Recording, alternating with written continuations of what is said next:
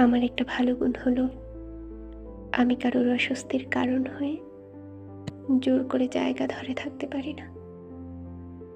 যেখানে আমার উপস্থিতি পছন্দের না, সেই জায়গায় আমি নিজের স্বার্থেও দাঁড়িয়ে থাকি না। কেউ তার জীবনে আমাকে না রাখতে চাইলে আমি তাকে দ্বিতীয় কোনো প্রশ্ন করি না। যেও না, যেও না বলতে বলতে কারোর পায়ে পড়ি না।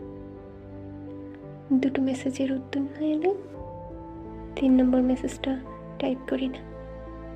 ফোনের দিকে তাকিয়ে বসে থাকি সারাটা বেলা, তবুও খুব চেনা নম্বরটা আর ডায়াল করি না। তাতে আমার যতই অসুবিধা হোক, যন্ত্রণা হোক, ঘুম না আসুক, চোখ ভেসে যাক চলে, তবুও আমি এমনভাবে নীরব হয়ে যাই যেন আমার কিচ্ছুটি হয়নি।